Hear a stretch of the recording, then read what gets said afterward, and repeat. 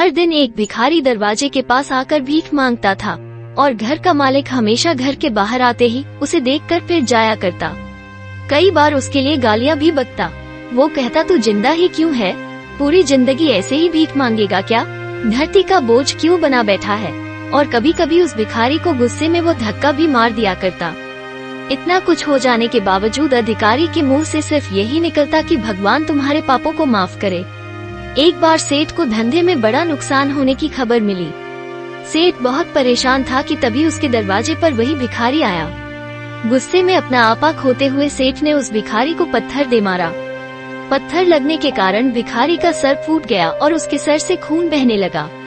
फिर भी दर्द से कराहते हुए भिखारी ने इतना ही कहा, भगवान तुम्हारे पापा को माफ करे।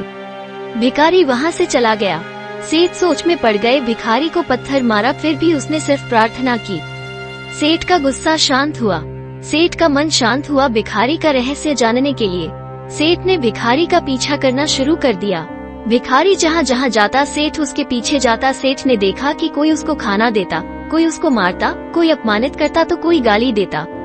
लोग भिखारी के साथ चाहे जैसा व्यवहार करते, लेकिन भिखारी सबके लिए एक ही प्रार्थना करता, भगवान तुम्हारे पाप माफ करें।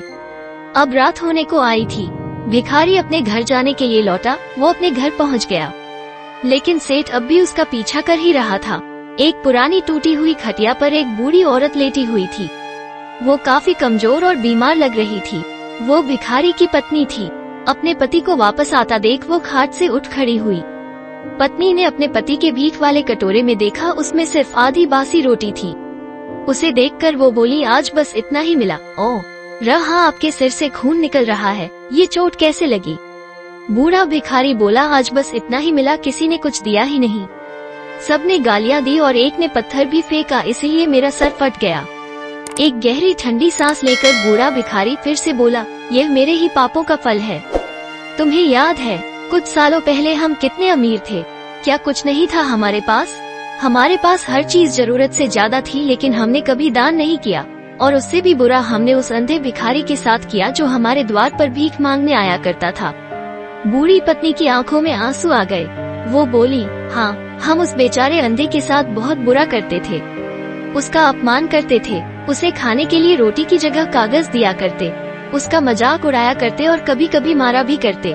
मैंने कभी उसको रास्ता नहीं दिखाया। एक बार मैंने उसके मुंह पर मिट्टी भी फेंकी थी और वो हमेशा दुखी होकर यही कहता कि भगवान तुम्हें तुम्हारे किए की सजा देगा, भगवान तुम्हारे पापों की सजा जरूर देगा।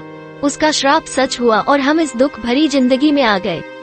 भिखारी बोला, हाँ, उसका श्राप सच हुआ, इसलिए मैं किसी को बददुआ नहीं देता। चाहे कोई मेरे साथ कैसा भी बर्ताव करे, मैं हमेशा उसके लिए प्रार्थना करता हूँ।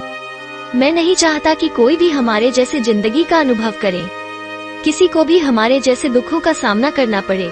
वो नहीं जानते कि वो कितना बड़ा पाप कर रहे हैं, इसलिए अनजाने में हुए पाप की ऐसी सजा किसी को भी मिले मैं नहीं चाहता। सेठ वहीं पर छुपकर यह सारी बातें सुन रहा था। अब उसे सब कुछ समझ में आ गया था। भिखारी और उसकी पत्नी ने वो आधी रोटी मिल बांट कर खाए और भगवान को धन्यवाद बोलकर सो गए।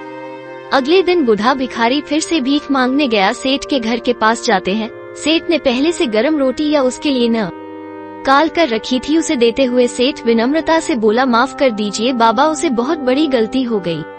बूढ़ा भिखारी बोला, भगवान तेरा भला करे। इतना कहकर वो आगे निकल गया। इस कहानी से जो सीख लेने लायक है वो बड़ी ही सिंपल है कि आदमी चाहे किसी के बारे में बुरा कहे या भला करे, लेकिन भगवान सिर्फ कर्म के हिसाब से उसको फल देता है। क्या हुआ अगर भगवान नहीं दिखता है, लेकिन ये बात बिल्कुल सच है, उसके खाते में सबका हिसाब बहुत बहुत पक्का होता है। इसलिए जब किसी के लिए कुछ भी करो तो अच्छा ही करो।